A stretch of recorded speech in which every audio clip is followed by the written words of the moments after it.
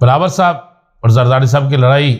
بلاول صاحب کمپین پہ تو نکل کے ہیں، لیکن بلاول صاحب نے اپنے ذہن میں ایک چیز بٹھا لی ہے کہ میں اقتدار کے دنوں میں کبھی بھی آتے ہوئے بھی بے اختیار رہوں گا۔ دوسری طرف نواز شریف واضح طور پر سیاست سے آؤٹ ہو گئے ہیں۔ تیسری طرف آپ کو خبر دے دیں کہ ایک نیا سروے ہوتا ہے احتساب کے حوالے سے۔ یہ سروے کس کے حوالے سے ہے؟ احتساب کے حوالے سے۔ اور اس نئے سروے میں واضح طور پر اکثریت نے یہ بات کہی ہے کہ اگر واقعی حقیقت میں پاکستان کے کرپٹ مافیا کو پکڑ لیا جاتا ہے، پاکستان کے کرپٹ مافیا کے خلاف گرینڈ آپریشن ہوتا ہے، کرپشن میں ملوث افراد کے خلاف گرینڈ آپریشن ہوتا ہے، کرپشن میں ملوث افراد جو ہے وہ شکنجے میں آتے ہیں، تو پھر الیکشن کی کوئی ضرورت نہیں ہے، پھر اسی سسٹم کو چلتے رہنا چاہیے۔ ہماری خواہش، ہماری تمنا، ہماری آرزو اور پورے پاکستان کی آواز بھی یہی ہے کہ کرپشن کے خلاف مکمل طور پر جہاد اور کرپشن کے خلاف مکمل طور پر ایکشن ہونا چاہیے۔ ذرائع اس بات کا بھی انکشاف کر رہے ہیں، بڑی اہم ترین بات ہے۔ ذرائع کا کہنا ہے کہ بہت سے لوگوں نے یہ بھی کہا کہ یہی چیز چیئرمین پی ٹی آئی کے ذہن میں بھی تھی، چیئرمین پی ٹی آئی بھی اسی چیز کو لے کر چلے تھے، اور بہت سے پی ٹی آئی کے لوگوں نے بھی اس احتسابی عمل کی کھل کر حمایت کی ہے کہ ہم اسی نعرے پہ ساتھ ہیں، اور نعرہ بھی یہی ہے کہ کرپشن کا خاتمہ ہونا چاہیے۔ لیکن کرپشن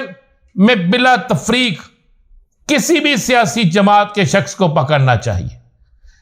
جس نے کرپشن کی ہے اس پر ہاتھ ڈالنا چاہیے۔ اب آپ کو ایک ایسی خبر دے رہا ہوں، خبر بہت بڑی ہے۔ خبر یہ ہے کہ 12 بڑے لینڈ ڈویلپر 12 بڑے لینڈ ڈویلپر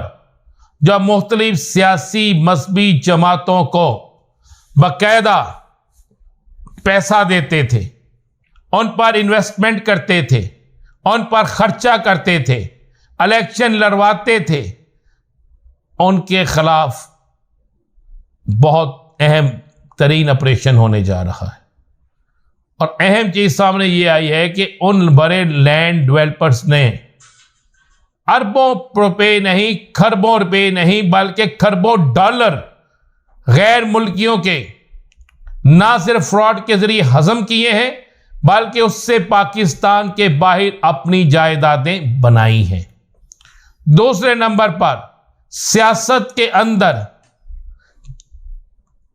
100 سے زیادہ سیاستدان ایسے ہیں جو باقاعدہ لینڈ مافیا کے سرپرست اور حصے دار ہیں۔ 143 ایسے سیاستدان ہیں جن کی اپنی میڈیسن کمپنیاں ہیں، اور ان میڈیسن کمپنیوں کی وجہ سے وہ میڈیسن کی قیمتوں میں بے جا اضافہ، انتہائی ناقص را مٹیریل کا استعمال اور جان بوجھ کر میڈیسن کی شارٹیج کرتے ہیں۔ اور ان بہت سے لوگوں نے اپنے پرائیویٹ ہسپتال بنا کر قومی خزانے کو اربوں روپے کا چونا لگایا ہے۔ بہت سے اہم ترین سرکاری افسران کے متعلق یہ انکشاف ہوا ہے کہ ان سرکاری افسران میں سے بہت سے لوگ منی لانڈرنگ میں ملوث تھے، بالواسطہ بلا واسطہ کسی نہ کسی طریقے سے۔ اپنا پیسہ تو ہے نہیں، اس ملک کا پیسہ منی لانڈرنگ کے ذریعے باہر جاتا تھا۔ باقی رہ گیا جو سپریم کورٹ آف پاکستان میں تحریک انصاف نے ایک اپلیکیشن فائل کی ہے،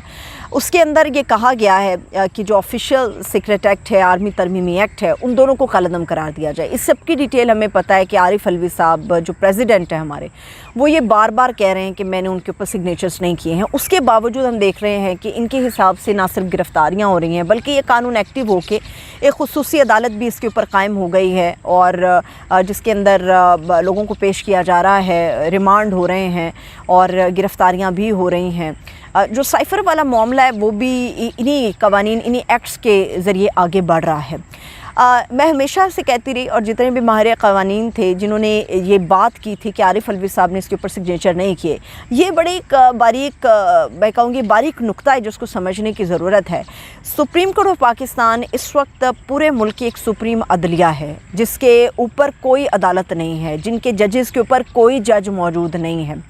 ऐसी सूरत में पहले भी कहा जाता रहा और आज हतमी तौर पे ये हुआ, सुप्रीम कोर्ट ऑफ पाकिस्तान में जब कोई एप्लीकेशन इसके अगेंस्ट जाएगी, बिल फ़र्ज़ अगर हम ये कह देते हैं कि सुप्रीम कोर्ट के जो मौजूद जजेस हैं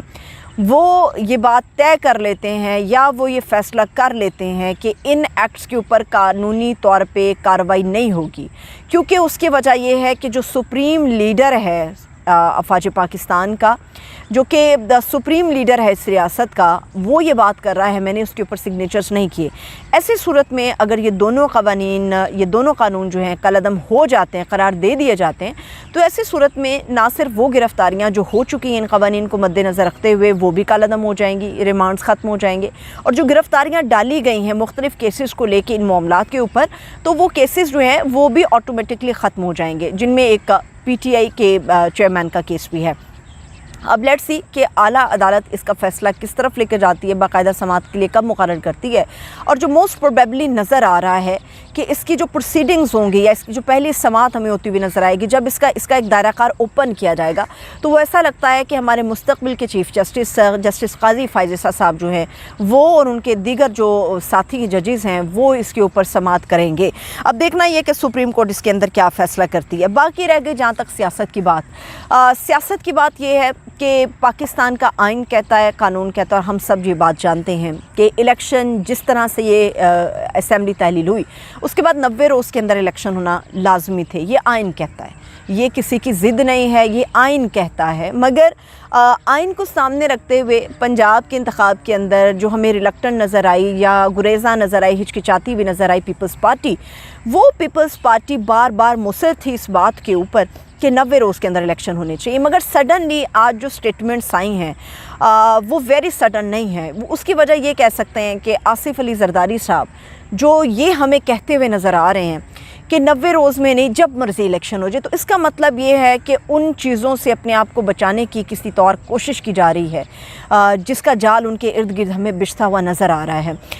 इस वक्त सिंध के अंदर जो है करप्शन को लेके एक कह सकते हैं कि आप एक ऑपरेशन इस वक्त शुरू है जिसमें कच्चा इलाका हो या फिर पक्का इलाका हो, उन तमाम को जो है वो क्लियर कराया जाएगा। और सिंध के अंदर हमें जितना बड़ा माफिया नज़र आता है उसकी मिसाल हमें पूरे पाकिस्तान में कहीं नहीं मिलती। और सिंध की जो इस वक्त रूलिंग पार्टी है वो पाकिस्तान पीपल्स पार्टी है। पिछले दिनों जब बहुत सख्त था दायरा और ये ख़बर सामने आ गई थी और इसकी अनाउंसमेंट हो गई थी कि अब सिंध को जो है वो करप्शन से पाक किया जाएगा, उसके फ़ौरी बाद आसिफ अली जरदारी साहब जो हैं वो फ़्लाइट लेकर दुबई चले गए। जब शर्मिला फ़ारूकी साहिबा से बात हुई तो उन्होंने कहा कि वो अपनी निजी मसरूफियत की वजह से दुबई गए हैं, लेकिन आज जब उनकी स्टेटमेंट जरदारी साहब के सामने आई है तो वो यकीनी तौर पर हिला देने के लिए काफ़ी है। जो ये समझते हैं कि इलेक्शन जब मर्ज़ी हो जाए, ये इलेक्शन कमीशन का काम है, यकीनी तौर पे ये इलेक्शन कमीशन ऑफ पाकिस्तान का काम है, मगर आइन का दायरा इस्तेमाल करते हुए इलेक्शन कमीशन ऑफ पाकिस्तान का काम है। और आइन कहता है 90 रोज़ के अंदर इलेक्शन। बड़ी कोशिशें हैं और उम्मीदें भी हैं और उम्मीद कर रहे हैं कि फरवरी के अंदर इलेक्शन हो जाए, क्योंकि जब मार्च में सेनेट का इलेक्शन होगा तो फिर मार्च के बाद सूरत हाल जो है वो कंट्रोल से बाहर हो जाएगी। फिर इलेक्शन का जो मौसम है या जो फ़िज़ा है वो हमें बहुत मुश्किल से बनती हुई नज़र आएगी। और दूसरी बात ये कि जरदारी साहब समझते हैं, ये मैं एक ऐसे पैराए में आप लोगों के सामने बात रख रही हूँ, जरदारी साहब समझते हैं कि पाकिस्तान के अंदर सियासत तो होती रहेगी मगर मईशत को बचाना अवलीन तरजीह है। बिल्कुल दुरुस्त बात है। और इस सिलसिले में हमारी जो आर्मी चीफ़ प्लान कर रहे हैं या जो वो इनिशिएटिव्स उठा रहे हैं वो काबिल तहसीन है, उसके ऊपर उन्हें खराज तहसीन पेश किया जाना इसलिए भी ज़रूरी है कि कोई तो एक ऐसा है हमारे मुल्क में जिसकी काविशों की वजह से डॉलर कुछ नीचे आया और हमारी करेंसी कुछ स्टेबल होती हुई नज़र आ रही है, सरमायाकार जो है उसका ट्रस्ट बहाल होता हुआ हमें नज़र आ रहा है। और दुख की बात यह है कि हमारा जो इन्वेस्टर है या बैरूनी दुनिया है या हमारी जो पब्लिक है या हमारे जो डीलर्स हैं वो आर्मी चीफ के जो वर्ड ऑफ माउथ है उसके ऊपर बिलीव करते हुए नज़र आ रहे हैं। बदकिस्मती मैं इसलिए कहती हूँ, उसकी वजह यह है कि सियासी जमातों में कोई इस काबिल नहीं रह गया जिसके ऊपर दुनिया का कोई मुल्क इस वक्त भरोसा करने के लिए तैयार हो। दुनिया के दूसरे मुल्क क्या, हमारे हमसाया क्या, हमारे दोस्त पड़ोसी मुल्क क्या हमारी पब्लिक उनके ऊपर ट्रस्ट करने के लिए तैयार नहीं है। एनीहो, ये अच्छी खबर है कि आर्मी चीफ साहब की कोशिशें रंग ला रही हैं, मगर बुरी खबर ये है कि आसिफ अली जरदारी जैसा आदमी ये बात कहे कि मईशत को पहले हमें ठीक करना होगा। आसिफ अली जरदारी साहब की पार्टी ने पाकिस्तान में जब तक रूल किया है, इनके किसी भी टेन्योर को आप उठाकर देख लें पीपल्स पार्टी के, इनके पास मुआशी टीम तो कभी थी ही नहीं। तो फिर कौन सी ऐसी वजूहात हैं?